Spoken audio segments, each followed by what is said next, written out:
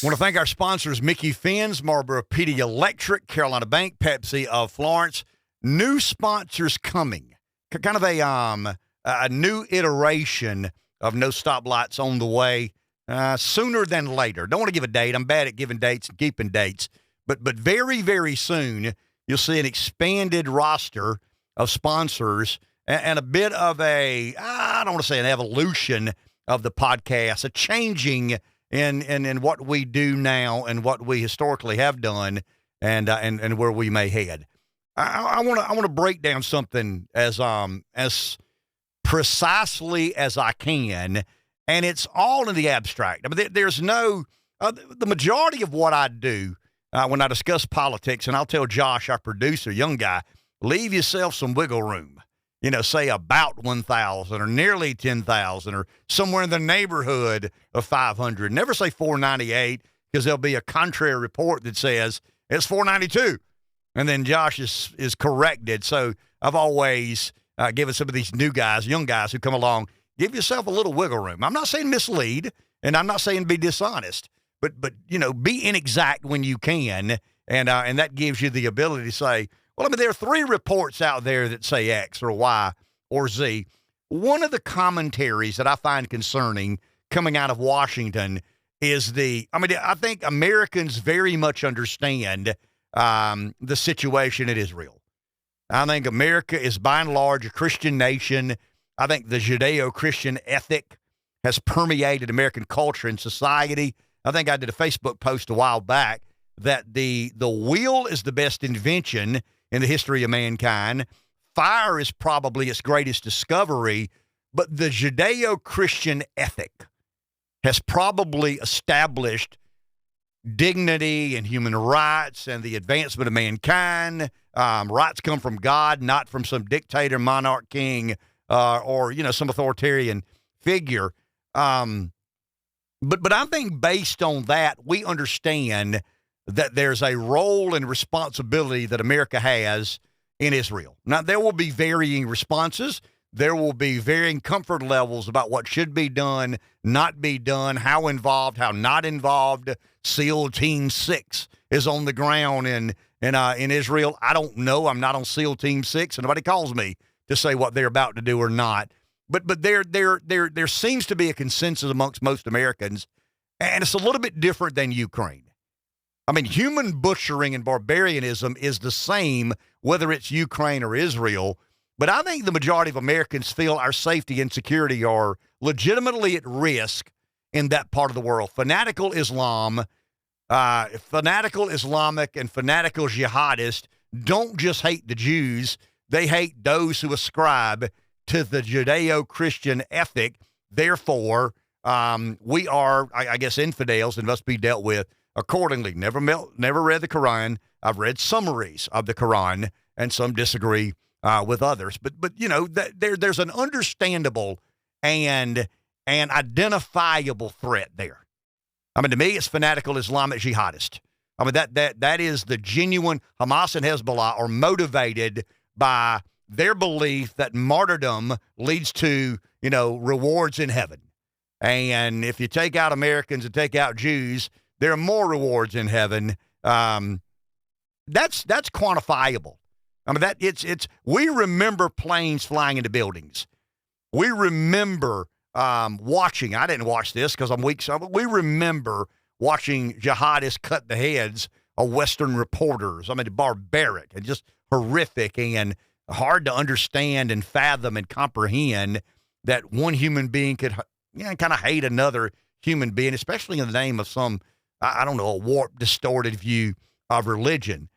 But it's interesting some of the narrative out of Washington now says, and I've watched several people that I pay attention to that know what they're talking about say, we've got the situation in Ukraine, nuclear proliferation and the nuclear superpower that was the Soviet Union, the biblical God of Abraham, King David, obligation America has to Israel.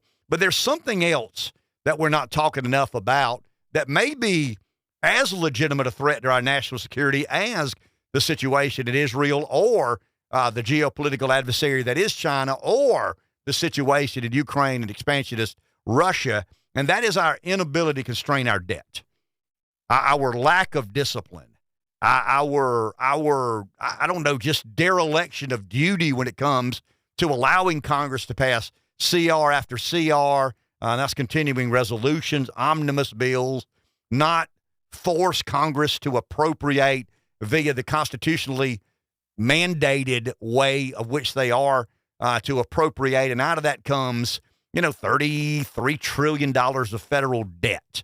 And I want to talk about that for a second. And I want to try to not spin it, but address it in a way that I think is fair-minded. I am a partisan. You are a partisan. None of us are able to put our experiences and events that have led us to wherever it is we are. None of us are able to put that in our back pocket and be completely immune from those forces. I mean, that's just impossible. When somebody says, well, I'm checking that at the door. You check some of that at the door, but you still bring those events and experiences with you to whatever debate you're participating in. I started trying to understand how we got here. I mean, we're in a bad place. I think anybody, conservative or liberal, Democrat or Republican, has to believe that eventually you don't skate forever on trillion-dollar deficits, annual deficit. You just don't. I mean, when a deficit adds to the debt and the deficit gets to somewhere in the neighborhood of $1 trillion, you don't skate on that. I mean, it's not like your brother-in-law borrowed $20 and you're concerned he may have forgotten that he owes you the $20. I mean, I'm talking about trillions and trillions and trillions of dollars that have led to rampant inflation, and I believe are as legitimate a threat to national security as the situation in Taiwan and China, the situation in Israel with Hamas and Hezbollah, and Ukraine and Russia. So I went back and looked, and I did the best I could. And I can't get in the weeds here because this is not a 2-hour podcast, and I'm not an economist. But when you look at some of the major events that have led us into deficit spending, I mean, they're fair debates. I mean, they're very legitimate debates. I'm getting old. Let me get reading glasses here. It's fine print.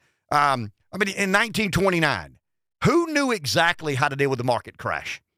I mean, what exactly needed to be the role of government in response to the market crash? Hell, I don't know. You don't know. Nobody knows exactly what should have been done. We have historians. Economist Ben Bernanke said he dealt with the market meltdown of 2007 and 8, 9 by what he learned from studying some of the summaries and some of the postmortems of the market crash in 1929. But nobody knows exactly where the good moves and where the bad moves, and too much government, too little government. All I know is it created a need for someone to step in and intervene, and government did that in some way, shape, or form. But when you look at 1929 to 1941, and the reason I use 41 is kind of a line of demarcation, that's when we entered the Second World War. December 7, 1941, a day that will live in infamy. But when you look at the debt, the annual debt, the aggregate debt, year over year, in 1929, the debt was about $17 billion. In 1941, it was $49 billion. I mean, I'm not counting for inflation. This does not account for inflation. I mean, this is in real numbers. You get to 1942, and you see a tremendous increase in defense spending, somewhere between triple and quadrupled defense spending. And I think most Americans, conservative or liberal, will agree that that was action required of our government. You don't go to the local bank and say, hey, I want to fund this military to fight this war. I mean, that had to be done by government issuing debt. And the debt in 1942 was $72 billion. By the end of the Second World War, the debt had grown to $259 billion.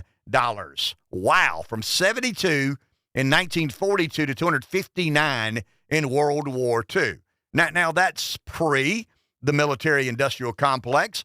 I doubt very many people would question whether that money was well spent or not, because it led to the American Empire. It led to the American century. It led to Bretton Woods and the agreement that the dollar would be the preferred currency around the world, the petrodollar and the United Nations and all these other organizations that America had such a hand in, and it led to America being the preeminent superpower for the balance of the 20th century.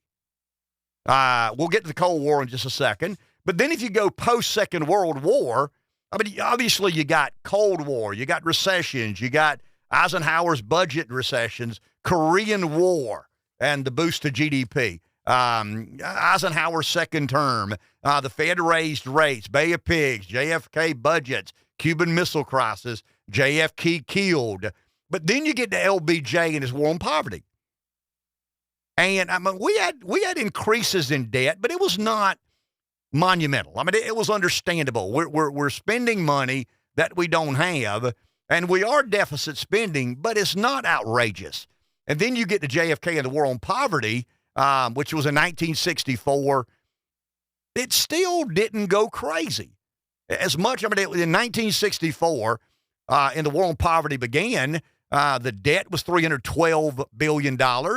At the end, it was $427 billion. A lot of money. I'm not discounting it, dismissing it, said it doesn't matter. But something happened in 1973 that I think changed the world. And I'm talking about spending. I'm not talking about war on poverty. I'm not talking about caring for poor people. I'm not talking about providing enough money for the strongest military in the history of mankind. But in 1973, Nixon ended the gold standard.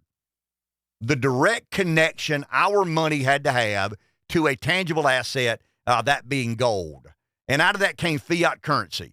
Out of that came an increase in the debt from 1973, $458 billion, to 1981, $998 billion. Let's go 1980, $908 billion. So in those 7 years, we went from roughly $450 billion to nearly $1 trillion, $908 trillion. And then you go to the Reagan years. Now, I'm a conservative.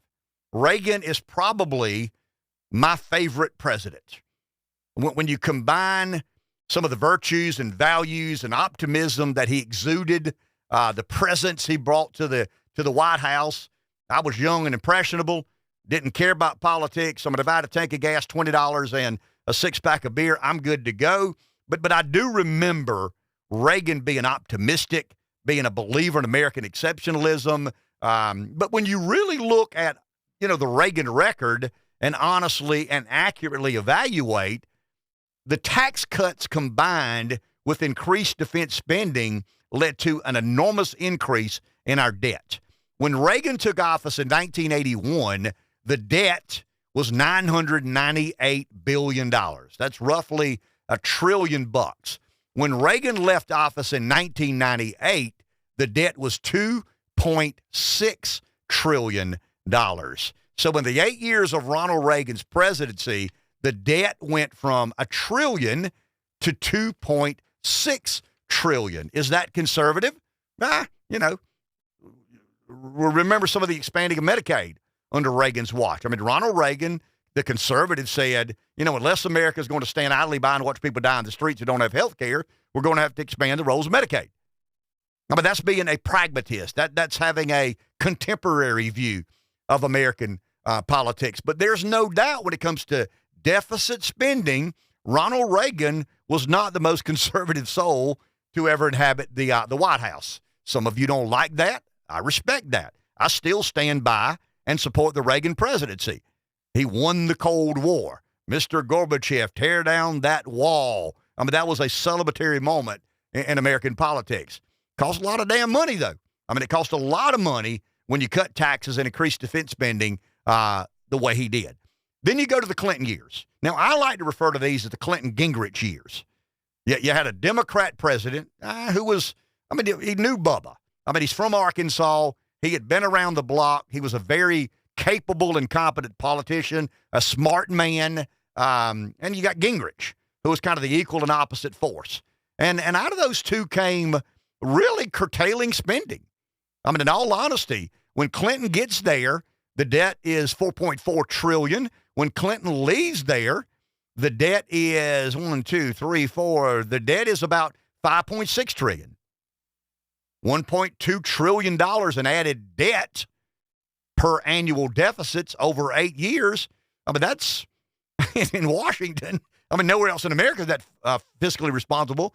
But in Washington, that ain't too shabby. And you know the story of budget surpluses and running a surplus in one of those years. But here's what really, really changed the world is 9/11. 9/11 in 2001, I guess you could argue, forced George W. Bush and the American government to invest in ways they never had before. We saw enormous increases in defense spending. We saw the creation of government agencies. I'm thinking about Homeland Security, the Patriot Act, and all that came out enormously expensive. The war on terror, multiple trillions of dollars invested in the Middle East. I think one of the greatest mistakes we've ever made in our nation's history is staying in the Middle East for as long as we did with the expectation that democracy would be embraced. But that's more of a philosophical, ideological argument. The reality is that when George W. Bush became president, the debt was $5.8 trillion. When he left, it was $10 trillion. So $5 trillion in deficit spending over 8 years. But the last year of the Bush White House was the year that I want to pay closest attention to, because that's when the world became familiar, or America at least. I don't know about some of the European and Asian countries, but America became familiar with the two words that I think have changed our lives forever, and that is quantitative easing. It allowed, maybe you could argue forced, but it encouraged, suggest, whatever. But we had the bank crisis at the end of the Bush administration. Remember the great financial meltdown of 2007, 2008. I mean, I know we had war on terror. We had a second Iraq war. We had Hurricane Katrina. We had, there's a lot of expensive things that happened during that period of time. Bush cut taxes, Republicans tend to, and then Bush fought the war on terror. Remember, Reagan cut taxes, and Reagan increased defense spending. Bush cut taxes and fought a war on terror. But those are legitimate arguments. Those are very fair-minded debates that people can have agreements and disagreements. Should we have done this? Should we have done that? Should we have spent this or spent that? But it's hard for me to fathom that anybody believed quantitative easing made any sense. And what quantitative easing did in the 21st century is what I think Nixon taking America off the gold standard did in 73. It allowed money to be fiat currency. And it led to rampant inflation. It led to a decline in the quality of life Americans can live when they're making, $40,000, $50,000, $60,000, $70,000 a year. If you're making $1 million a year, inflation's still there, but it doesn't curtail your ability to provide for your family, educate your children, put food on the table, gas in the car. An unexpected expense comes along. But I just think when we look at the history of our debt, that there are many legitimate debates to be had. The S&L crisis, the first Iraq war, second Iraq war, war on terror. But I just look at these two, and I look at those as central to why you saw such an acceleration of our debt, because when we initiated quantitative easing, and quantitative easing is basically the government appropriating money it doesn't have, the Fed buying that money with money they don't have, but have the ability to create that currency out of thin air. That's a pretty crazy formula for the strongest nation man has ever known to fund its endeavors. When you really think about it, we are the preeminent superpower on the planet. Our financial livelihood is dependent upon government spending money it doesn't have, the Fed buying that debt with money they don't have, but the ability to quantitative ease and create that money out of thin air, buy those bonds, buy those mortgage-backed securities, buy that government debt. And quantitative easing, once, as I said, in 2008, the debt was $10 trillion, and you should see the acceleration after quantitative easing. There's no doubt you got about oil prices falling. You got Brexit. You got Congress raising the debt ceiling. You got the Trump tax cuts. You got trade wars. You got COVID.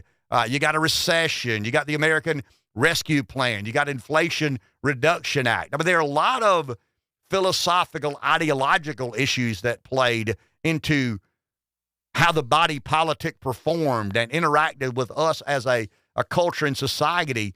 But I think it's hard to argue that quantitative easing has harmed the American public. I mean, it's aided and assisted Congress because they can shirk their responsibility.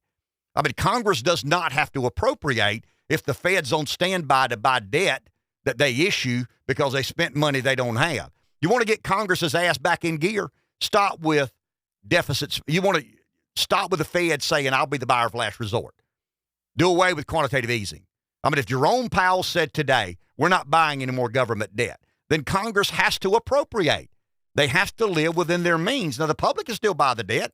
I mean, I can buy bonds and T-bills and mortgage-backed security. You can buy. Wall Street can buy. London markets can buy. Foreign countries can buy. But the Fed has been incredibly activist in purchasing government debt, and that has allowed government to deficit spend annually that has led to a $33 trillion debt that most people can't get their arms around. You think you understand how much $33 trillion, you don't know your ass from third base, because a trillion seconds ago was 32,000 years. Let me say that again. 1 trillion seconds ago, there was no Christ. That was 30. There was no saber-toothed tiger. It's 32. The new Earth theorists believe there was no Earth. That's 1 trillion seconds, not minutes, not hours, not days. 1 trillion seconds ago, and we've run up a tab in the local bar of $33 trillion. So since quantitative easing, here's what's happened. You ready? In 08, I said it was 10 trillion. In 09, 11.9 trillion. In 10, 13.5 trillion. In 11, 14.7 trillion. In 12, 16 trillion. In 13, 16.7 trillion. In 14, 17.8 trillion. In 15, 18.1 trillion. In 16, 19.5 trillion. In 2017, 21 trillion. In 2018, 22 trillion. In 2019, 23 trillion. And then we started really spending money. In 2020, COVID hits. The government says another reason to intervene and get involved. And liberals love this. I mean, they love government intervening, involving, being intrusive, being activist, but it costs a lot of money. And the money you've got in your pocket is worth a smidgen of what it was worth before quantitative easing and taking America off the gold standard. So to get to 2020, we're at 26 trillion. In 2021, 28 trillion. In 2022, 31 trillion. And in 2023, we're knocking on the door of $33 trillion in debt. So hell yeah, I care what happens in Israel. I'm absolutely nervous about Ukraine and Russia. Taiwan and China don't keep me up at night, but I understand the geopolitical reality and the problem that we could find ourselves in. But the one thing we've got to do, if we're serious about national security, and forget the moral and ethic of it. I mean, I'm last year the boomer. We have practiced child abuse on our kids and grandkids by not addressing our spending, by our inability to live within our means, or going to force the people that we say we love the most, our kids and grandkids, they're going to live in a nation with less opportunity. The dollar is so devalued that you got to have nearly a wheelbarrow full of it, to pay your rent, your car payment, whatever it is, amenity in life that you enjoy. So yes, I'm concerned about Israel. Yes, I'm concerned about Ukraine and Russia. Yes, I'm concerned about Taiwan and China. But I am more concerned about our inability to constrain spending and what permanent impact it eventually will have on the America that I grew up in. And I think boomers, we have been as responsible as any generation in history about leaving the nation in a better place than we found it. You can't defend. I mean, I can defend a lot of these debates, but there is no way I can defend the greatest nation man has ever known spending $33 trillion it doesn't have and expecting somebody else to come to deal with it.